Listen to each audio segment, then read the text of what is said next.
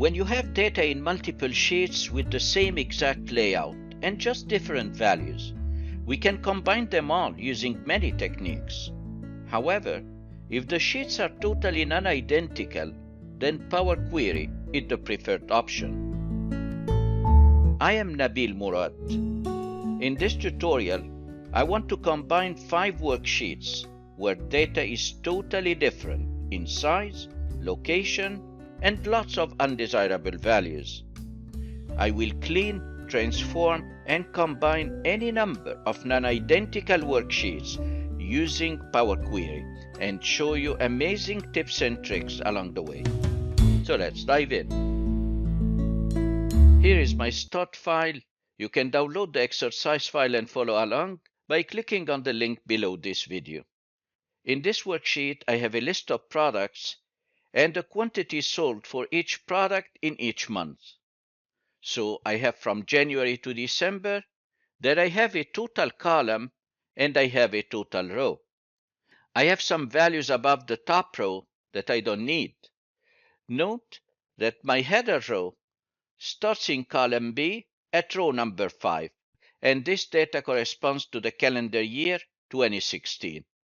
But I do have many other sheets, so if I click on 2017, then in this case I have a totally different location. My data starts in column C at row number 14. I have only 10 products, some of them are in common, many of them are different, and I have a lot of undesirable values above the header row. These are quantities sold for each product in 2017. I have a pretty close situation for 2018, but with a totally different number of products. I have 21 products. Many of them are different than the previous years, and my data starts in column D in row number 5. And if I look at 2019, different products, different starting row, different starting column, and I have 11 products. These represent the sales for 2019. And finally, I have the sales for 2020. These ones start in row number 4 in column B. I have 19 products.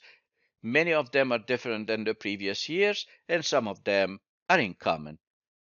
How in the world can I combine multiple worksheets where I have different lists of products, different number of products, different starting row, different starting column, and each sheet corresponds to a different calendar value? I'm going to do that by using Power Query. In Power Query, I need to locate the header row in a dynamic way and get rid of anything above the header row. I will then combine all the sheets together and create a single normalized data set that looks like this, where I have a year, a product, a month, and a quantity. I can take it a step further and analyze my data by creating a pivot table and a pivot chart and control it with a slicer and a filter. So let's see how we do that. I close my file, Control W to close the file. I don't need to save anything, and I'll be opening a new blank Excel file, Control N. In the new blank Excel file, I'll go to the Data tab, and I want to bring the file that I closed by clicking on Get Data from File from Workbook. I will have to navigate to the location of the workbook, select it, and then hit Import. The navigator window will open, and in the navigator window, I can look at the different sheets. Look at this. This is the data I want to get rid of, and this is the top row, the header row. If I look at 2017, the situation is totally different. What I intend to do is to take only one of the sheets and fix it and make it as a model where selecting the top row is done in a dynamic way. Once I do that, I'm going to save the steps, the applied steps in Power Query. I'll convert them into a function and then run this function over each one of these worksheets to fix them all. So I'll be selecting as an example 2016, it could be any one, and then I click on Transform Data to fire up the query editor. The query editor open, and here is my source list. Some extra steps have been added that I don't need, change type, and promoted headers. I don't need these steps, and I want to name my query, let's say fixing, and I hit enter. What I want to do is to create a step that enables me to come back to this starting point at any time. And I can give it any name. So if I click on the FX to add a step, this step corresponds to the 2016 worksheet, which is the source worksheet. And I want to give it a name. So I right-click in the Apply Steps, Rename, and I'll be giving it a name, let's say Bookmark. And I hit Enter.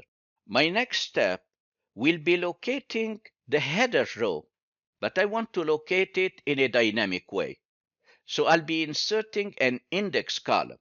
I go to the Add Column, and then I click on the down arrow for index column. I want to start at 1, so I click on From 1. Now I have an index column. In this worksheet 2016, my header row, where I can read the different months and total, start at position number 5. So I'm going to filter total by right-clicking and select Filter equals Total. I want to grab the index number because this index will change with every data set. So I right-click on the index and say Drill Down. Now index is storing the position of the top row. I want to start over again. I want to bring my source data, and that was the purpose for creating the bookmark step. So I click on FX to add an extra step. And I want this step not to refer to the previous one index. I want it to refer to bookmark. So I type bookmark and I hit the tab key to select it. And I will name this step. I click on custom. I right click and rename it back to source. As if I didn't do anything except that I was able to locate the position of the top row in a dynamic way in the index tab. Now let's start fixing 2016. The first thing I want to do is to get rid of the top rows having the non-desirable values. So I'm going to remove top rows. So I click on the down arrow for remove rows on the home tab. I select remove top rows. How many rows would you like to remove? I want to remove 4, and then I hit OK. That's wonderful. I removed the undesirable rows, but it's hard-coded in the function. If you look at the formula bar, it says 4. Now it's time to change it and make it dynamic. I select this 4, and instead of the hard-coded number, I will be typing index, and because the index finds the position of the header row, then I'm going to type index -1. When I hit enter, nothing seems to change, but it's a step that will identify the top row dynamically whenever I turn this query into a function and I run it over other worksheets. Now my next step is to promote the header. Then I'm going to click on Use First Row as Headers. I promoted the headers. Remember that I have like a total row and a total column that I don't need. Let's get rid of them. I'm going to remove the total column. I select the total column, right-click, and then remove. I also want to remove the total row, so I'll go to the first column, and in the first column I can filter it, and let's say I get rid of total, and then I hit OK. That's wonderful. Every number corresponds to 3 conditions. A condition in the month name, a condition in the product name, and a condition in the sheet name, which is the year. Then what I would like to do is to create a separate column for the product, a separate column for the month, a separate column for the year, and a separate column for the quantity. I want to convert this pivoted table into a non-pivoted or normalized data set. I do that by selecting the product column, and then I right-click, and from the right-click menu, I select Unpivot Other Column. And I'm done. I have a column for the product. I have a column for the month. Let's go and name it month. I hit F2 and name it month. And let's name the value quantity. So I hit F2 and I name it quantity. And that's fine. I was able to fix the 2016. But remember, I did it just as a model. What I intend to do right now is to convert all these steps that you see under Applied Steps into a function and use this function Against any one of the other worksheets, I will be invoking this function on any one of the worksheets to repeat the same steps, fix each one of the worksheets, and then put them all together or append them on top of each other. How do I convert it into a function? Remember, my first step was importing the source and navigating to 2016. These two steps will change in every worksheet, but starting from step number 3, creating the bookmark, then everything will be applied to each individual worksheet. To convert my query into a function, I go to the View tab of the ribbon, and on the View tab, I click on Advanced Editor. And here I see the code that has been written for me in Power Query. This is the M code corresponding to this query. These are the different steps corresponding to the applied steps. We imported the source, we navigated to 2016, we created a bookmark, I added an index column, I filtered the rows, and then I drilled down to the index, and then I recalled the source in the step that I named back to source. I removed the top rows, I promoted the headers, and then I removed a column, I filtered row, I unpivoted other columns, and then I renamed columns. These are the steps of my query that I created by clicking on commands on the user interface, and behind the scene, the Power Query editor wrote these steps in the M code. And because I want to run these steps on each individual worksheet, then I need to create a box, a container. We call it a variable. In this variable, I put one of the sheets and then I run the steps. And then I put the other sheets and rerun the same steps. And to create a variable, I'm going to click to the left side of let, because my code always starts with let and finishes with in. Each step is referring to the previous step. Each step ends with a comma except the last step. I will hit the enter key twice to make some room on top of the M code. And here I need to start by creating my variable. In the row above the let, I'll be opening a bracket, and I need to give a name to my variable, my container. I'm going to call it my data. Note, it's case sensitive, so if you type it in a certain way, you have to use it with the same exact case. And then I say as table. Why am I specifying as table? I prefer to explain this point, keep it in memory, because I'll explain it when we bring the different worksheets. And after the closing bracket, I type an equal sign greater than. This is the symbol denoting that this is a variable and this is a function. We call it the rocket symbol. I don't need the first two rows where I'm bringing a source and I'm selecting 2016. So I select the two lines and I delete them. Bookmark 2016 sheet, that was referring to the 2016 sheet from the previous step.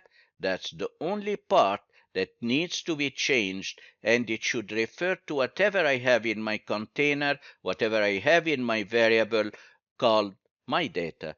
So I replaced this part with the number sign, the opening and the closing quotation, and instead I type the name of the variable, my data. I can see it in the IntelliSense list. I finished creating my function. My function is called fixing. It starts with a variable, and then I pass this variable to the bookmark, and I process all the steps. I hit done, and it becomes a function. Now I want to start bringing all the sheets. So I can expand the queries pane. I can right click and then I select new query from file, an Excel file. I will navigate and bring the same file one more time, and then I hit import. The navigator window will open, and in the navigator window I need to select all the years. Then I'm going to select the file name, and when I hit OK, it will show me all the sheets available in that file. I told you I'm going to explain why when I defined the variable my data, I said as table, because here are the contents of the different sheets in the data column. So if I click to the right side of the first sheet in the data column, now we can see a preview of the contents, and it says table, table, table. And that's why I defined my variable as a table. My variable storing the different steps of the query will run on each one of these tables. And to do that, I need to invoke the function that I named fixing on each one of these tables. How to do that? I go to the Add Column tab. I click on Invoke Custom Function. The Invoke Custom Function dialog box opens. I can give it a name. I'm not going to do that because I'll be deleting it anyway. And then I select the function, assuming that I have multiple functions, but I have only one, which is the fixing. And now I want to invoke it on which column? I want to invoke it on each one of the tables in the data column. If it's not selected by default, then select from the left drop list column name, and then select data, and then hit OK. Here is the new fixing column. I started from this, a totally improper list for 2016, and I ended into this, the normalized data set for 2016. Let's have a look, let's say at 2018. We started from here, and we ended there. This is my normalized list. The moment I expand this column, I will be combining the data from the different years. And because I don't need these columns, I just need the first one, which has the year, which is the sheet name, and I need the last one, the custom function. Then I press Control and select it, right-click, and then remove other columns. I can rename the first column, so I select it, I hit F2, and I rename it year, and I can expand the fixing column. I click on the double side pointing arrow, and then from the drop list, I want to bring back all the columns, the product, the month, and the quantity, but I don't want to use original column name as prefix, so I take the check away, and then I hit OK. The moment I hit OK, I would have combined the data from the different worksheets after cleaning and transforming it. So I select the year, press Shift and select the quantity, and then I go to the Transform tab and click on Detect Data Type. So it adjusts the data types, and that's fine. Now I'm ready to send it back to Excel, but before I do, I need to give it a nice name, so I'm going to call it All Years. To send it back to Excel, I go to the Home tab, and I click on the upper part of Close and Load to send it in a new worksheet. And here is my table coming from Power Query, showing the result of combining all the sheets together after cleaning and transforming them. So I have a year column, I have a product, I have a month, and I have a quantity.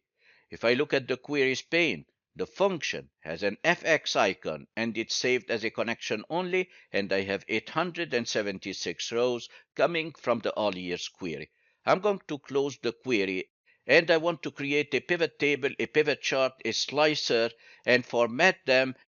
If you don't know how to do that, then I encourage you to watch my complete course on creating pivot tables.